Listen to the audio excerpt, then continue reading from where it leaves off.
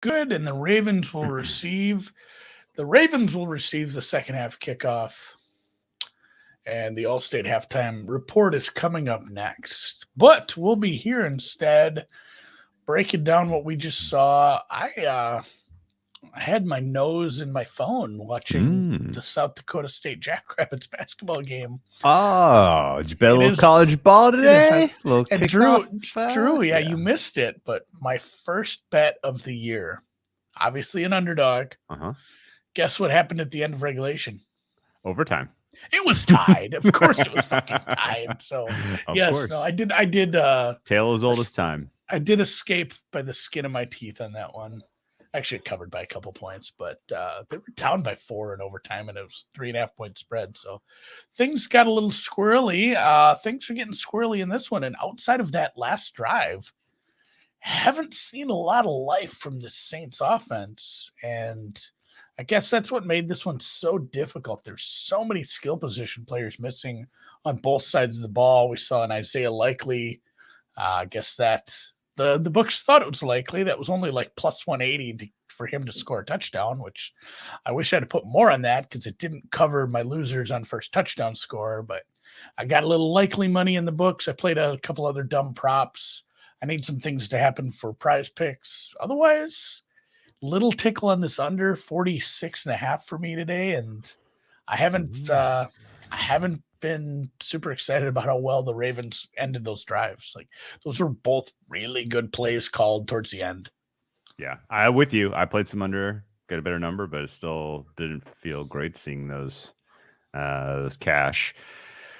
Lamar Jackson is 10 of 16 for 121 yards. He has completed passes to 8 receivers. Sharing the love. Everybody's getting a little taste. Mike Davis has a catch. Kenyon Drake has 2 catches. Deshaun Jackson sighting. And then, of course, brought up off the practice squad like 2 hours ago. They announced this shit. Yes, yeah. And they did throw to him deep. That's what he does. Yeah, he's good for one of those every year for like the last 2 decades. Yeah, and we have a Josh Oliver getting involved. We have James Proche getting involved. This is a weird offense, but in a year where nobody's good, in a year where everybody's vulnerable, why can't us? This is sort of the way that the Ravens were going to have to get it done, playing sound defense. And, I don't really know why the Saints only have 3 points. It feels like their play calling has been pretty poor in terms of sequencing and vision. Alvin Kamara, only 2 targets so far in this game is weird. I feel like he could be, they could lean on him a little bit more if they felt like it. Gav wants to know my cat's name. This is Laszlo. He's a vampire cat. Hi. The Ravens stand to move into clear first place in the AFC North with a win here. This has the feeling of Ravens Jets sort of game where they put this away and we don't see a lot of scoring in the second half, but already on the under, so not super inclined to play that. Andy, what's your read? Yeah, I think we've lost like 4 in a row. Should we even bet this? We're cold. Yeah, we're cold. Ice cold. First person with a bet gets it on the board from right now. Like honestly, I'm tempted to just play Ravens plus a half. There's a lot of situations where the second half ends like 10-10, 7-7. Like getting that half point feels like I like that. Bet. Let's do it. Let's do that. Yeah, small bet on but again, so you have some under as well? Yes.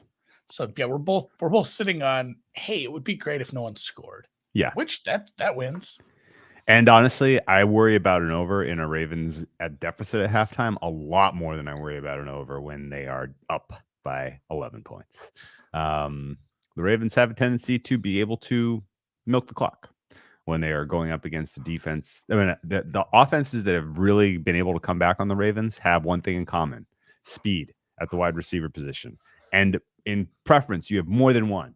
And the Saints do not bring that into today's contest. So, yes, sure, Marquez Callaway is pretty fast. Traycon Smith is fast, I guess, but these guys aren't gonna be able to break the game open with Noodle Arm Andy Dalton out there. We got a red rifle BB gun situation in this game. So yeah, I think the Ravens put this away. Let's play them. Yeah, agreed. And truthfully, too, you talk about just how do you milk clock. It's not all just running the ball. A big part of milking the clock is new sets of downs. They've been really effective. They're 6 of 8 on third down.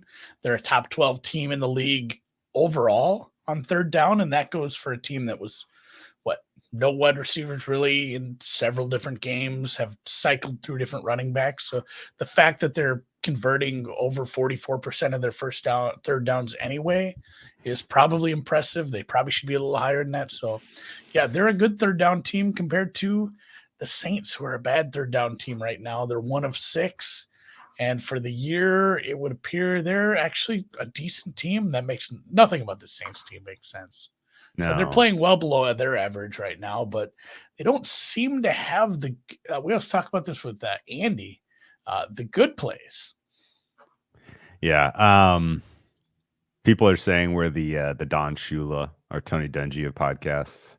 The top quartile. That's good. I mean, that was something. I want to get there. I don't have any more thoughts on this game. I mean, this is an elimination game effectively for the Saints because the Bucs won that one. Bucs have a head-to-head win against the Saints. Saints are clawing back from a 2-game deficit with a head-to-head loss already at the to the Buccaneers. Even though the Buccaneers face our mighty Seahawks in Munich, Munchen, I think is how they say it over there. I would look for. I don't know. I think I don't love what I'm seeing and getting out of this coaching staff in New Orleans. Them making adjustments and playing their way back into this one feels like a low probability outcome.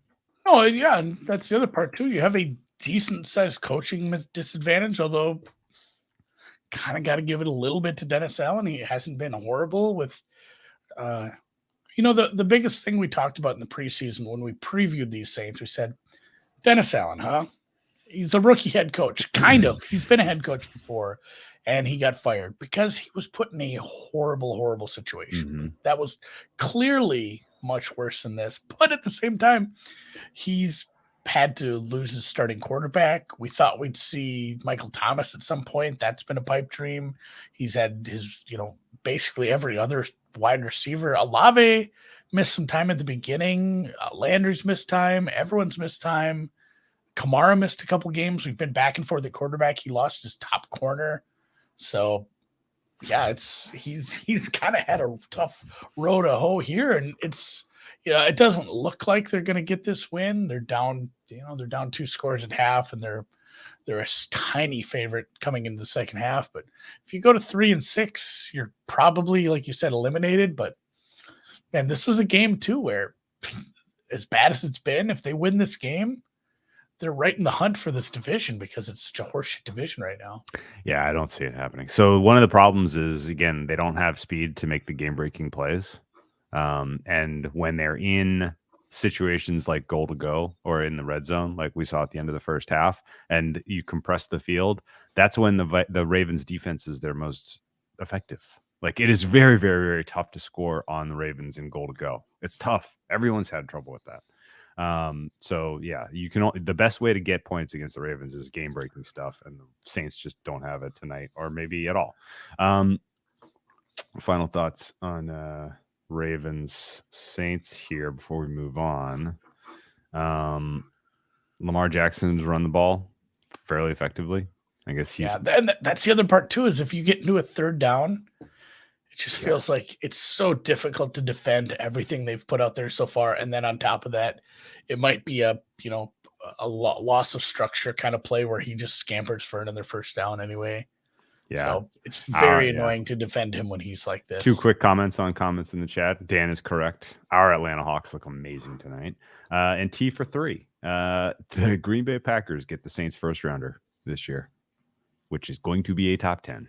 By the looks of it. So there are so many top 10 picks right now that do not belong to the team that originally owned them. If you go look right now, it's like there's this chunk of picks at the 3-5 record, And I guess that did move out of the top 10, but right now, 10 through 13, New Orleans, Denver, the Rams, and Cleveland. All getting moved. All teams they're 3 and 5. Those picks don't belong to New Orleans, Denver, Rams, or Cleveland. They belong to Philly, Seattle, Detroit, and Houston, which are bad teams on their own somewhat. The Eagles, Eagles and Seattle obviously aren't. Sorry, Philly get it. No, Philly and Seattle are good teams, but Detroit and Houston, this could be like the New York situation with the Jets and the Giants from last year, where the Detroit Lions currently are picking 5th. The Houston Texans are picking 1st.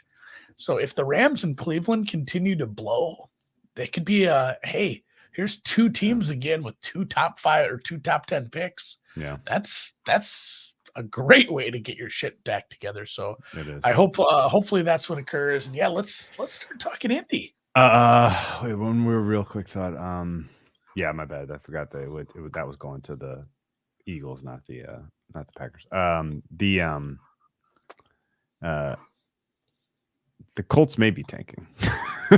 This may be the plan now, right? Lost 3 straight, benched your quarterback you traded for, fired your OC, now you fired your head coach.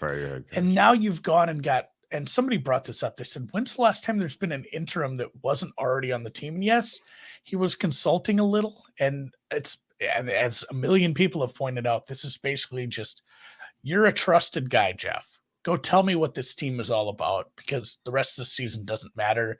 You're clearly not probably in the running to actually coach this team. You still have to perform. But you still have to get through this. You still have to get through the season.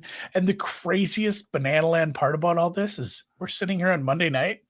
They don't know who's going to call plays. Yeah. That part of it, dude.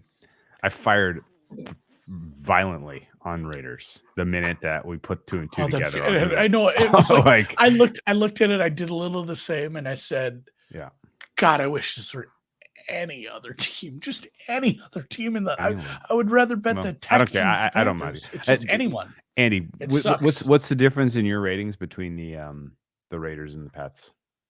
I know, but I've just seen the Raiders cough up stupid leads somehow. Yeah, but no, seriously, like, what's your difference in rating between the Raiders and the Pats? The Raiders and the Pats? Yeah. I want to say probably have the Pats 2.5 better. 2.5? Oh, wow. I'd have to go check. I have the Raiders as a better offense. I have the Pats as a much better defense. But their overall team ratings are not that far from me. My Raiders number doesn't totally make sense, Drew. Like, how do we rate the head coach or the actual coaching of that team right now? Well, I don't know, but I just know that the Colts were 5-6. They were 6-point dogs against the the Pats, and now they have to go on the road to the Raiders. We know that this is the worst offense in the NFL. You now bring in no offensive coordinator. At least any single person with play calling experience is not currently part of the brain trust. I have no idea how they get through this. They've already committed to sticking with Sam Ehlinger, so that's a solid. The offensive line is providing 0 pass protection. They're going up against a unit that can rush the passer. Max Crosby probably gets 5-6 sacks in this game. This is it's aggressive. The Patriots had 9, 10. Yeah, the Patriots they just sacked Ehlinger again. It is. Yes, I mean the Colts are now. Yeah, Ellinger's still waking up and picking turf out of his ears. Like, yeah, it's a super bad situation. This is such a get right spot for fucking Josh McDaniels. It is. They needed this one bad. And truthfully, people are asking, like, is Hackett a worse coach than Jeff Saturday? I don't know, maybe. Like, Jeff Saturday's, what his ask is going to be so different than most interims or any coach that's going to fill in. I think almost every interim ever at least says, hey, I'm getting an interview, I have a shot. I think there's been a few where it's like, hey, this is clear, like, you're just a placeholder. He's probably been told ahead of time. But almost all of them feel like, hey, I have to do something to, like, earn a shot. And we've seen that with Rich Focaccia. Like, he did a lot. Honestly, that might be a better situation with Focaccia right now. But Saturday's in there to just really give Irsay a very honest opinion and evaluation of where he's at and what they should do. I think Presumably, Chris Ballard is supposed to do that. Yeah, that's where I'm going. Like, that's fucked up because you already have people on staff to do this sort of thing. I guess, and the fact that if everyone in the media knows it, it's all over Twitter. Clearly, the team knows it. It's not like this is like undercover boss at this point. So, just a super odd situation. I guess I wouldn't expect any less from this ownership group. It's bad. The Colts are should be now by clearly, in my opinion, the lowest rated team in the football, in the NFL. You said Lotus because it's White Lotus Day. They should clearly be the lowest rated team in the NFL. Let's move on to Josh Allen. I am tea leave reading here, not connected to any sources on this at all. And I haven't got anything from anybody I've asked. I suspect that Josh Allen misses the next 3 games. I suspect that he misses home versus Minnesota, Cleveland, at Detroit on Thanksgiving, and that they bring him back for December 1st at the Patriots. I'm going with 2 games, and my hope would be 0. So the third game is a short week. That's why I think 3. That does make sense, but he's also, if he's been off, he still has prep time. Like, he has a lot of prep time if he hasn't had to play that previous Sunday. Hopefully none would be great. Hopefully it's none just would be great. Really minor, bother, a little spot of bother on his shoulder / elbow. But I'm concerned more for MVP bets than anything. Yeah, right. So concerned for MVP bets, 10 out of 10.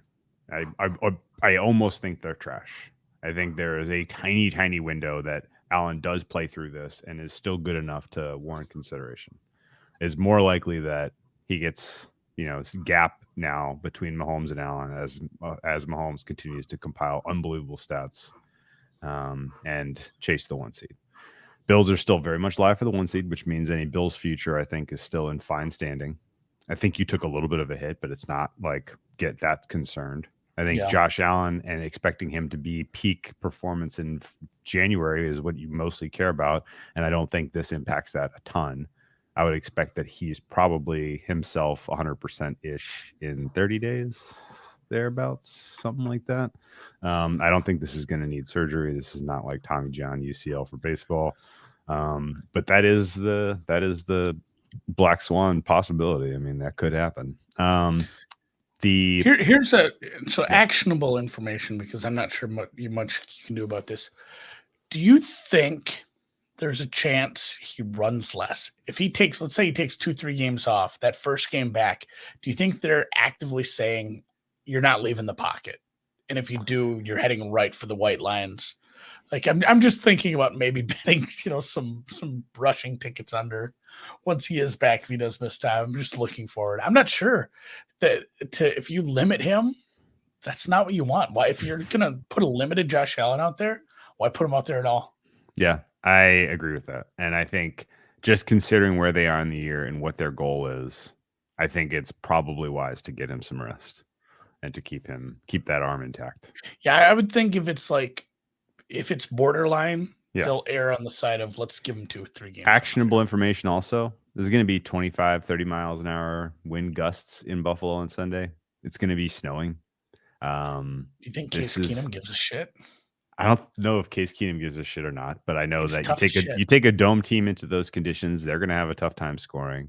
I think with Josh Allen or with Case Keenum, this is a conservative game plan from Buffalo. I think 46 is laughably high. I think under is a very solid look if you can get a bet down on that.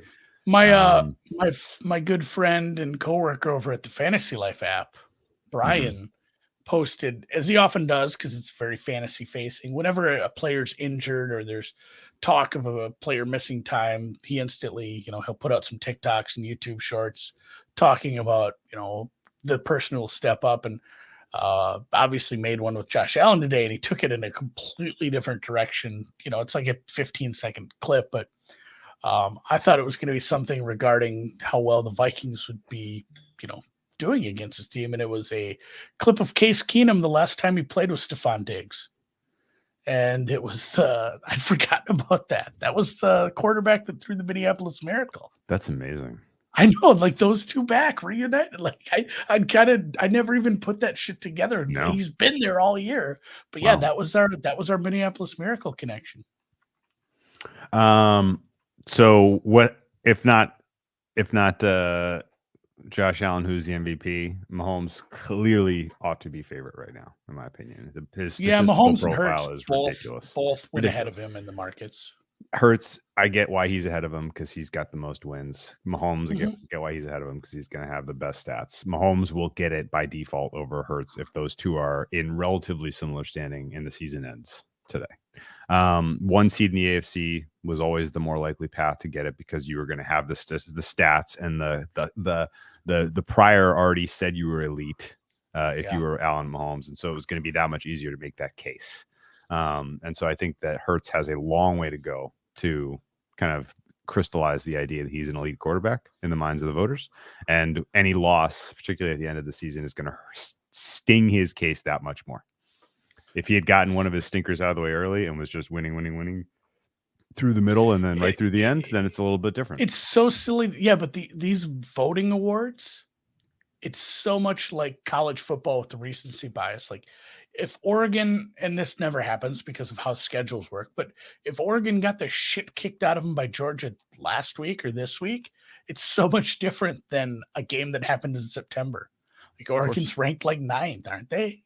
People are like, oh, we can't take this team seriously. But now Oregon is a thing, and Oregon actually has a probably a decent shot at finding themselves in a playoff because if they keep trucking and they've only lost to the clear number one, and they did it a long time ago, it makes a difference. And like Drew said, losing a game, especially a game you're supposed to win, a game that maybe matters for seeding and everybody knows it late in the season, that sucks for your MVP chances. I haven't looked at odds outside of MVP. I don't know if a lot of places had it up. I would think Tyreek probably. Somebody's asking about Tyreek. Hurts is still the market favorite for OPOY. That's still incorrect. Tyreek is the correct choice right now, but I think he had such a big day. I still think he is going to get dinged in the eyes of the voters because of his personal history with the media in general. There's this personal history which the media is going to hold it against him first time they can. And I think Henry's live still. He is obviously an injury risk. You know what bothered me about Henry last night really bummed me out. And I'm cheering for you. And I don't have a Tyreek ticket. I only have a Justin Jefferson ticket, which isn't in the greatest of shape. He needs some real big games here. But it feels like if you want to win Offensive Player of the Year, you need to be on a team where they consider you to have a good offense. Like at the end of the day, it's like they scored 17 points. And granted, it was against a good team, but like the team needs, it feels like that's the boost they need. The team needs a couple 30-point games. And it might be stuff he does, but like it's harder to win. I think there's a little bit of perception about it has to be a player on a good offense. And that's another bump, I suppose, for Tyreek. It'll be nice if they played the Bears every week. Obviously, you're not going to get that kind of performance constantly, but looking ahead at the Tennessee schedule, there are some spots like that where they can have a big day. I agree with that. I still think Reek ends up as the best wide receiver, and if they decide to hold it against him, then he cock blocks all the wide receivers, which means it's open to the best running back, which is Henry, or the best quarterback that didn't get the MVP, potentially, which right now is Hurts, but his stats are just not good enough to really get consideration, which is the same problem for Lamar Jackson, by the way, for MVP, which we did not mention, as he is driving our Ravens down the field for a field goal. Would like. Oh, weird! They made it. Field goal's fine. Yeah, but no, but like his profile is going to look bad at the end of the year compared to the you know what's weird too is he's working with nothing, and they don't really give you that kind of credit. Yeah, go ahead. The kind of last thoughts on Offensive Player of the Year is It's like Chubb just never gets mentioned. Poor guy. Like he's not even getting the, he's never going to get the amount of carries that some of the top backs get. He's probably got 30 less carries than Henry. He's last I checked, I know he was leading before the game, but like obviously Henry is your NFL rushing leader now. I know he has, I'm 90% sure he has more touchdowns, but like Nick Chubb is going to go through life and just apparently not get much recognition and awards ever. Yeah. Which such is the life of a running back, especially one in a timeshare.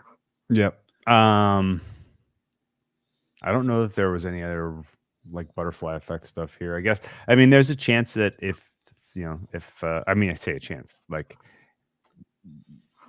Eagles go 17-0. Forget about the whole conversation we had about statistical profile. Jalen Hurts is your MVP. Period.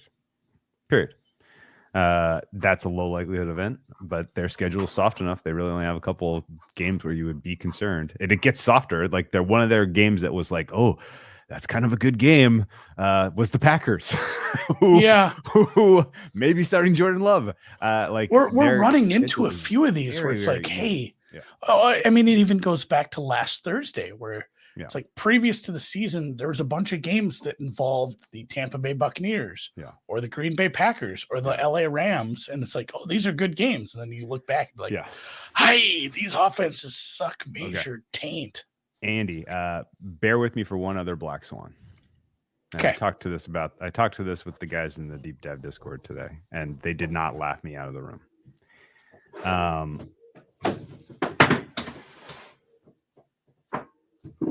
The one seed in the AFC is still the most likely winner, which means Tua is live, even if with 3 missed games. We got the book here. We got the book, Black Swan. Tua is live, but unlikely in my opinion. It's Mahomes, possibly Allen, possibly Tua, in my mind, in the AFC. And then Hurts if he does something historic. There's one other non-quarterback who can steal it. Let's say for argument purposes, the Chiefs struggle down the stretch, lose some games we think they should win, and somehow like a Titans or somebody like that gets the 1 seed. Okay, give me a probability that the Titans somehow steal the 1 seed. 4%. No, that's very low. Okay, and then if the 1 seed is weak in the it changes greatly if they can win that overtime game yesterday. Yeah, it does. Yeah. If the Titans win the 1 seed, Mahomes struggles down the stretch. Allen misses too many games. 2 is a wild card. And the Eagles lose on Christmas Eve to the Dallas Cowboys and have one other fuck up. And the Cowboys steal the 1 seed in the NFC.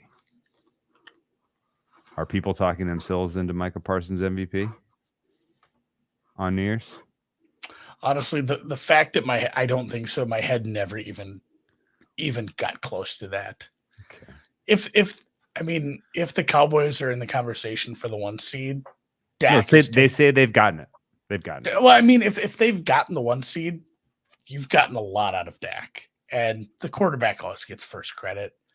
And he missed a lot of games. And I know, and that's the Micah thing. Parsons carried him through that part of their schedule. Well, that's what I'm saying. There was only one set of footprints, and it was Micah Parsons. No, you're talking out of your ass now. We're not giving it to defensive player. There are people you fucking M. Night Shyamalan me there. There are people who have already made that case that he should be considered. He should. That's the fucking thing. They have votes. These people have votes. He should, but he won't. If the Cowboys I want him to get a vote. I want him to get a vote again. Just more votes than Russell Wilson again. If the Cowboys are the 1 seed in the NFC, I think somebody votes for Micah Parsons. Yeah, I think you will. Don't put money on that. Without looking, do you know what the price was today? 200. Yeah, isn't that not bettable? That's 200. No, that's not bettable. 200 to 1 that the Dallas Cowboys get the 1 seed. I'd need 500 to 1 to bet on any defensive player. You could, Jesus Christ, and LT could have a baby. I'd need 500 to 1. It's 2022. We're not giving it to defensive players. Andy, you're out of your element, Donnie. This is the year that it could go to a non-QB. How many people are looking at the quality of the quarterback play across the league and being like, man, everybody sucks. Everybody sucks. Like that's the general temperature of the commentary of the that is the general temperature. He doesn't even have as many sacks as Darius Smith. We're not giving it to him. Let's not talk crazy. He's doing everything on defense, man. He's playing every Doesn't matter. We position. need counting stats, and yeah, this is silly. Okay. Although to be fair, a kicker did win it one year. 40 years ago. Yeah. So if we had a shortened season, got it. If Comet hits Goodell, and we have to shorten the season because of a natural disaster. Yeah, you give it to Mahomes right now. If the season's over right now, it's just Mahomes. It's Tay time, huh? They put in Taysom Hill quarterback. A little bit. They just pulled him out again. Oh. I think it's going to be a mix and match here to try to get anything going. So either way, on that note, I'm going to go ruminate on everything you've just said. I'm going to figure out tie-breaking rules and figure out if Dalton just got racked. Who did? Oh my God, Dalton just got caught off guard. Look, and just Christmas Eve, the most watched football game of the year is not going to be on Thanksgiving this year. It's going to be on Christmas Eve, and it's going to be Cowboys-Eagles. And if Micah Parsons shows up in that game and the Cowboys win and carry that to a 1 seed, Parsons is going to be getting votes. Just remember I said this. November 7th. I would. So here's the thing, Drew. I would make if you gave me 200 to 1. Yeah. Over 1.5 votes, that's bettable. Okay. But for him to actually win the award, 500 to 1, at least, I would need.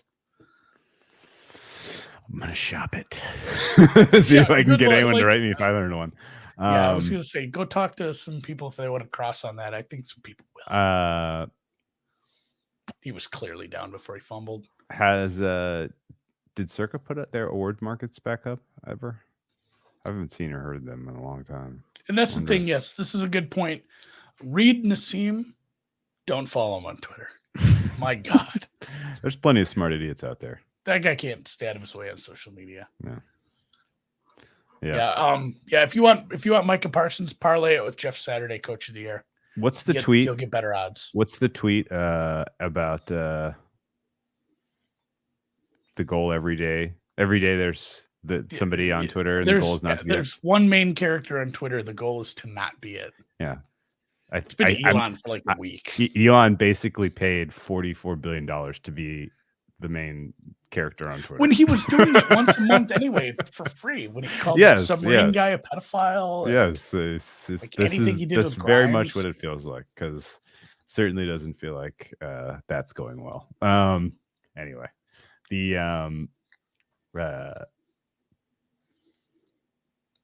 NBA quick thoughts. The Atlanta Hawks are a truck. Never doubted them. Not even when they were down like 15 points in the first quarter. You know who's an actual truck? Who? The Quinnipiac Bobcats. Oh, really? Should I be watching their games? No, I didn't. I bet them I didn't. I wasn't going to watch that garbage. They went into Rhode Island and then the market came in on them. I looked and I ran my numbers. I said, I bet these guys at plus 8.5. I go to the books. It's 9.5. Steam the other way. Wire to wire, straight up underdog winner, never in doubt. Suck it, Rhode Island. Yeah.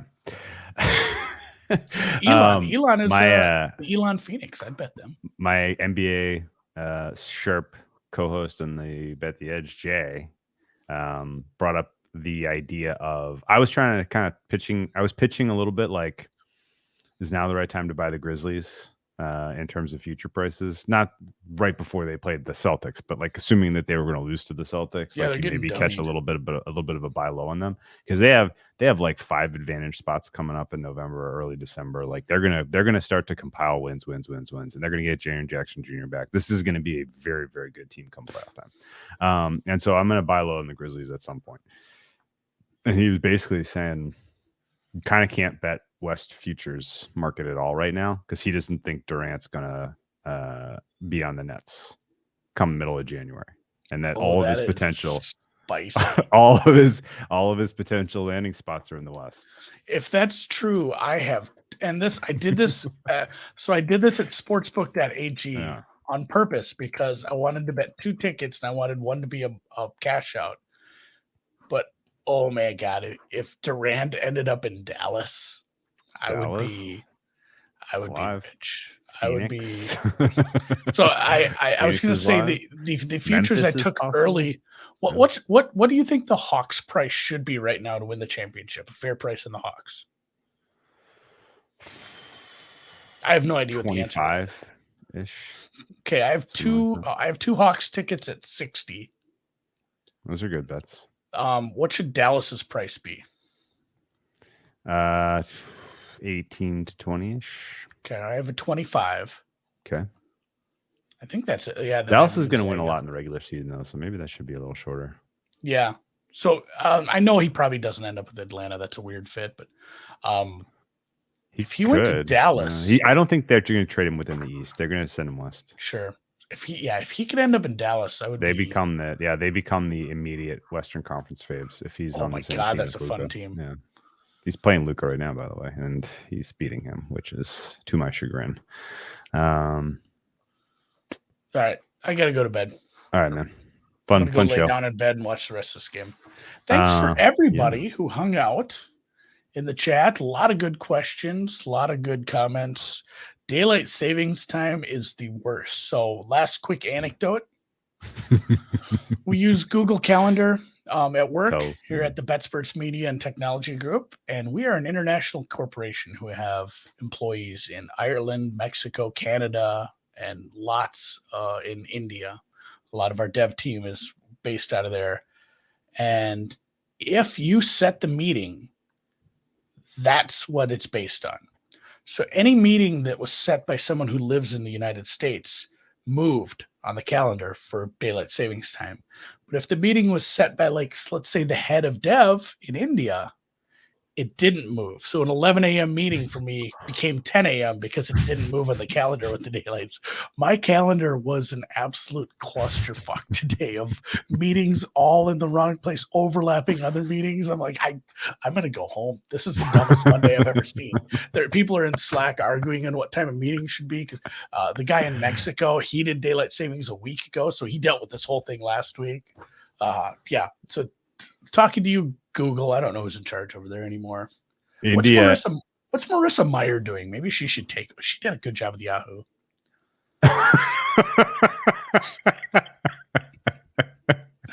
She made it into a fantasy football sports book, I guess, right? So, all right, we'll see you guys.